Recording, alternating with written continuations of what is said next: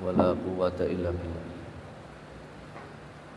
Amma ba'du, alhamdulillah rabbil alamin. Yang kami muliakan hadirin hadirat ikhwani wa akhwati rahimani wa rahimakumullah. Mudah-mudahan majelis kita ini selalu mendapatkan ridhonya Allah Subhanahu wa taala. Salawat dan salam terlimpahkan kepada beliau baginda Nabi Muhammad sallallahu alaihi wasallam. Kita lanjutkan kembali kajian hadis, yaitu tentang keutamaan menikah. Bismillahirrahmanirrahim. Qala al-musannifu rahimallahu taala bi ulumihi wa nafa'ana fid dharain amin. Hadis yang pertama, Rasulullah sallallahu alaihi wasallam bersabda, "Man taraka taswija makhafatal ilata falaysa minna." Barang siapa yang meninggalkan pernikahan, alasannya dia meninggalkan menikah, tidak mau menikah atau belum mau menikah, padahal dia sudah mampu dan memenuhi syarat untuk menikah, namun dia tidak mau menikah atau belum mau menikah. Alasannya makhafatal ilata. Alasannya karena dia takut miskin, tidak mau direpotkan keluarganya, istrinya, apalagi anak-anaknya, membatasi kebebasannya seumpamanya, atau beranggapan hartanya akan berkurang. Makhafatal ilah, takut miskin, falaysa minna. Maka kata Rasul sallallahu alaihi wasallam, orang yang tidak mau menikah dengan alasan takut miskin, mereka tidak termasuk di antara kami. Allah Subhanahu wa taala berfirman, "Iyakunul fuqara yughnikumullah." Dulu kamu belum menikah, kamu masih miskin, fakir. Tapi setelah kamu menikah, maka Allah Subhanahu wa taala memberikan kecukupan kepada kamu setelah pernikahan itu. Rasul sallallahu alaihi wasallam juga bersabda, "At-taswiju barakatun." Pernikahan itu membuat barakah dalam kehidupan seorang hamba. Lalu wal waladu rahmatun. Setelah itu memiliki anak, dan anaknya ini sebuah rahmat, anugerah dari Allah Subhanahu wa ta'ala. Dengan anak-anak yang Allah Subhanahu wa ta'ala titipkan kepada kita, fa'akrimu auladakum, maka muliakanlah anak-anak kalian. Fa inna karamatal aulad ibadatum, karena sesungguhnya memuliakan mereka, memberikan kasih sayang mereka, memberikan pendidikan kepada mereka, lebih-lebih pendidikan agama, mengenalkan Allah dan Rasulnya, mengajarkan Quran kepada mereka, kemudian memberikan nafkah yang halal, menjaga akhlaknya, dan sampai dewasa kemudian menikahkannya. Inilah bentuk daripada karamatul aulad, memuliakan anak. Dan memuliakan anak ini adalah sebuah ibadah. Nah, kalau seorang itu menikah di usia misalkan 25 tahun, 26 tahun dia punya anak, sampai anaknya menikah di usia seperti bapaknya. Kalau laki-laki 25 tahun, kalau perempuan seumpamanya 20 tahun, maka selama itu Allah Subhanahu wa taala menilai orang tua ini ibadah. Ternyata masuk surga itu sangat mudah sekali, ikhwani rahimakumullah. Makanya Rasulullah SAW mengatakan, kullu ummati yadkhulunal jannata illa man aba. Semua umatku itu masuk surga kecuali yang enggak mau. Lah siapa yang enggak mau tadi? Yaitu orang yang meninggalkan sebuah pernikahan makhafatal ilah, karena takut miskin. Dalam sabdanya Nabi, Rasulullah SAW juga bersabda, "An-nikahu sunnati, faman rahiba an sunnati falaysa minni." Pernikahan itu adalah sunnati, adalah sunnahku, adalah caraku. Inilah modelku, inilah jalanku, kata Nabi Muhammad SAW. Menikah itu adalah manhajku, kata Nabi. Faman rahiba an sunnati, barang siapa yang tidak menyenangi atau tidak menyukai atau bahkan benci an sunnati, dari sunnahku ini, artinya dia tidak mau menikah, falaisa minni, maka dia tidak termasuk golonganku, dia tidak mengikuti caraku, tidak mengikuti sunnah-sunnahku.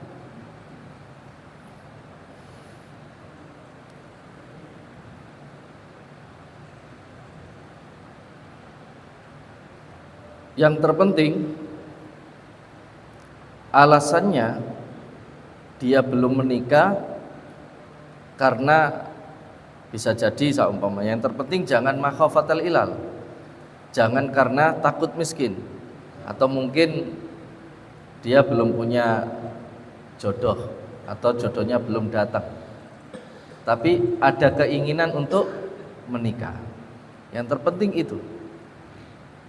Maka kalau dia belum menikah karena belum ada jodohnya, maka dia tidak termasuk mendapatkan ancaman dari hadis Nabi Muhammad SAW, falaisa minna, maka dia bukan termasuk golongan saya. Tidak termasuk itu karena alasannya bukan karena makhafatal ilah, alasannya bukan karena takut miskin, karena ada alasan yang lain, belum ada jodoh seumpamanya.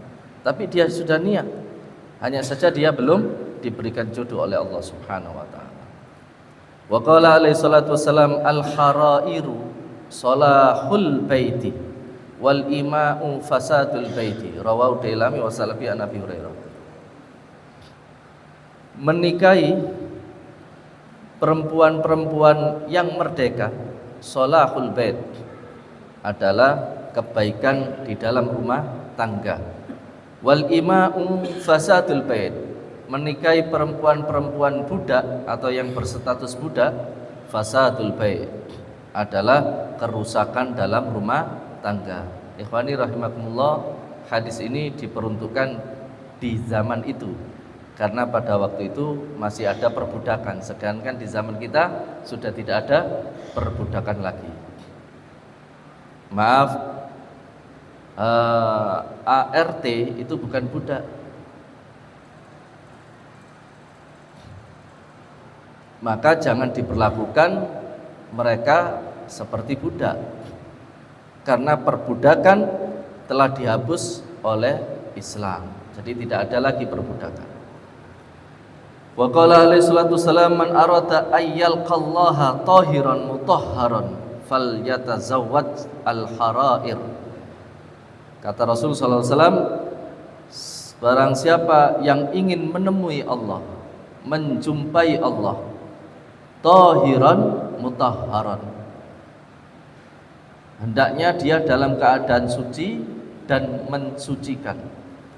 Kalau kita kembali kepada hukum fikih, di dalam hukumnya air itu ada 4. Ada air yang suci, mensucikan, tahir, mutahhir. Kemudian ada yang kedua, tahir ghairu mutahhir, suci namun tidak mensucikan. Kemudian ada air namanya mustakmal, air yang telah terpakai, suci tadinya tapi kemudian dipakai untuk bersuci, maka airnya mustakmal, yaitu air musammas atau air yang lain. Kemudian mutanajjis, atau air yang tadinya suci kemudian terkena najis. Nah ini kalau dengan bahasa ini, bahasanya tahir mutahhir, suci mensucikan. Artinya ikhwani rahimakumullah, seseorang kalau ingin menemui Allah, menjumpai Allah, maka sebaik-baik hamba yang menjumpai Allah meninggal dalam keadaan dia beristri. Dalam keadaan beristri, itu sebaik-baiknya.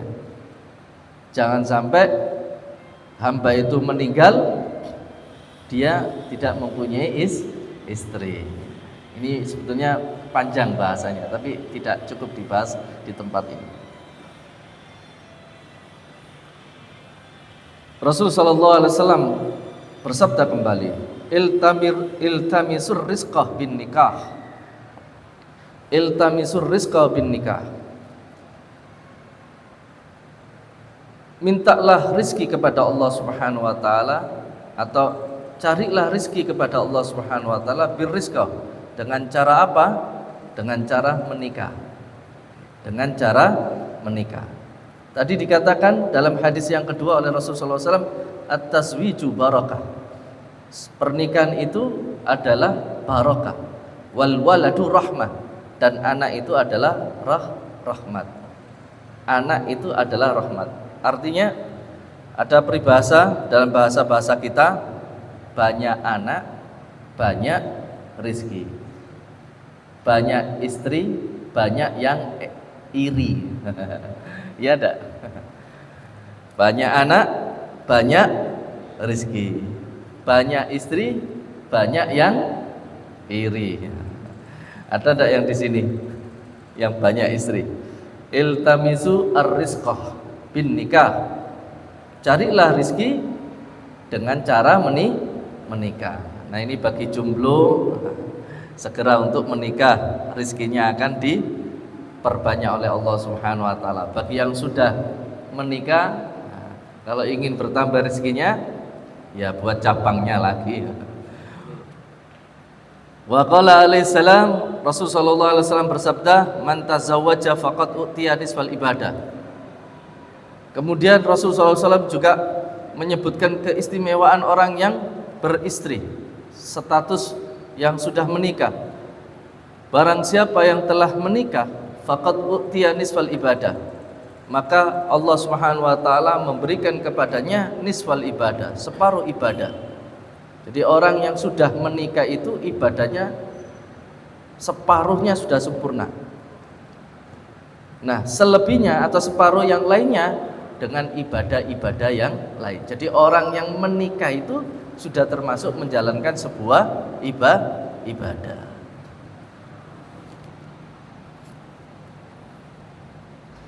Bahkan disebutkan dalam sebuah hadis, sirarukum ghuzzabukum. Wa qala sallallahu alaihi wasallam, sirarukum uzzabukum wa aradhilu mautakum uzzabukum. Paling jelek-jeleknya di antara kalian, uzzabukum, adalah penjomblo. Orang yang jomblo. Bahkan dikatakan dalam satu hadis yang lain, wa aradhilu mautakum uzzabakum, dan sejelek-jeleknya orang yang meninggal adalah orang yang dalam keadaan uzzabukum, dalam keadaan tidak punya istri. Paling jelek-jeleknya kalian adalah yang menjomblo, tidak menikah atau belum menikah. Dan paling jelek-jeleknya kematian adalah orang yang tidak mempunyai istri atau tidak menikah. Kenapa? Dikatakan tadi bahwasanya istri menikah adalah barokah dan anak-anak itu adalah rahmat. Orang yang menjomblo berarti statusnya dia tidak punya anak. Kalau dia punya harta, maka hartanya ini sedikit untuk tidak diwakafkan atau tidak disedekahkan, lebih-lebih kepada anak. Atau bahkan kalau dia mati, dia tidak mempunyai warisnya, lebih-lebih waris yang mendoakannya. Makanya dikatakan wa aradhilu mautakum uzzabukum, paling buruk-buruknya kematian di antara kalian adalah yang meninggal dalam keadaan jomblo. Idza mata ibnu adam inqata'a amalu illa min salas. Manusia itu kalau sudah meninggal maka terputuslah 3 amalnya. Artinya manusia itu sudah tidak bisa beramal lagi. Namun pahala dari amal-amal itu masih bersambung walaupun dia sudah meninggal. Manfaatnya dari amal-amalnya dia masih selalu bersambung kepada orang yang meninggal ini. Namun hanya 3. Apa 3 itu? Sedekatin jariyah, berupa sedekah jariyah, membantu masjid jadi tiang, jadi temboknya, jadi batahnya, semennya, pasirnya, dan lain sebagainya. Jadilah masjid. Kemudian masjid itu bermanfaat ila yaumil qiyamah. Kemudian juga kepada tempat-tempat ibadah orang-orang Islam atau tempat-tempat yang lainnya, sedekah jariyah. Kemudian ilmu yang bermanfaat, waladin sholihin yat'ulah, anak-anak soleh yang mendoakan orang tuanya. Nah, orang yang meninggal dalam keadaan tidak punya istri, tidak memiliki istri, berarti kan dia tidak memiliki anak. Maka tidak ada yang mendoakan anak-anak, tidak ada yang mendoakan kepada dirinya karena dia tidak punya anak. Maka ikhwani, itu dikatakan kematian yang paling buruk. Nah, segera menikah. Rasulullah SAW juga menyebutkan, sirarukum uzzabukum rak'atani min muta'ahilin khairun min sab'ina rak'atan min ghairi muta'ahilin. Seburuk-buruk kalian adalah orang yang menjomblo, 2 rakaat yang dilakukan oleh orang muta'ahilin, oleh orang yang sudah menikah, yang punya istri, bukan yang pernah menikah kemudian ditinggal istri, bukan loh ya. Makanya banyak ulama itu ketika ditinggal istrinya, bahkan dikatakan, katanya orang Jawa, katanya adat Indonesia, kultur Nusantara, tanah kuburan istrinya belum kering sudah menikah. Kalau para ulama enggak. Kalau para ulama ketika ditinggal istrinya, maka mereka segera untuk menikah. Kenapa? Karena tadi bahwasannya menikah itu nisfal ibadah. Menikah itu sudah separuh ibadah. Nah, kalau orang itu beribadah sedangkan dia statusnya tidak memiliki istri, maka ibadahnya mendapatkan separuh. Kalau sudah menikah maka sempurna. Makanya dikatakan di sini 2 rakaatnya orang yang sudah memiliki istri itu lebih baik daripada 70 rakaatnya seorang lelaki yang tidak memiliki istri. Bayangkan ikhwani, 2 rakaat ini kalah. Ada orang ahli ibadah 70 rakaat dia, tapi gak punya istri, kalah sama 2 rakaatnya lelaki yang memiliki istri. Rasulullah SAW bersabda kembali, ma'at amta zaujataka fahuwa laka shadaqatun. Tidaklah sesuatu yang engkau berikan kepada istrimu fahuwa laka shadaqatun, maka pemberian yang kamu berikan kepada istrimu itu adalah sebuah sedekah. Makanya dikatakan sedekah yang terbaik adalah sedekah yang diberikan kepada kerabat, kepada kerabat-kerabat yang paling dekat. Nah, kerabat yang paling dekat adalah istri kita, adalah orang tua kita, adalah anak-anak kita. Sedekah yang terbaik. Kenapa? Karena sedekah itu ketika diberikan kepada keluarga, kepada istri, kepada anak, kepada orang tua, semakin memperkuat hubungan. Makanya kalau dalam sebuah doa pernikahan, mudah-mudahan dalam pernikahan ini diberikan sakinah, mawaddah, warahmah. Artinya orang itu kalau sudah dicukupi kebutuhannya dalam keluarga itu akan menumbuhkan sakinah, ketenangan. Karena ibadah kita ini bisa tenang, bisa nyaman kalau ada uang. Kullu syai'in bil fulus mulus ya. Segala sesuatu itu kalau ada fulus, ada uang, pasti mulus. Dalam keluarga itu juga begitu. Kalau ada uangnya pasti mulus. Mafi fulus manpus. Tidak ada uang, abang ditendangkan begitu. Ikhwani rahimakumullah. Hakadah, beginilah keutamaan menikah sebagaimana yang disampaikan dan yang kita dengar barusan dari hadis-hadis Nabi Muhammad SAW. Mudah-mudahan Allah Subhanahu Wa Taala memberikan kita istri-istri yang solehah dan anak-anak yang soleh dan solehah. Mudah-mudahan kita diwafatkan dengan sebaik-baiknya wafat bi husnil khatimah. Amin ya rabbal alamin. Ada salah mohon dimaafkan. wal afu minkum. Assalamualaikum warahmatullahi wabarakatuh.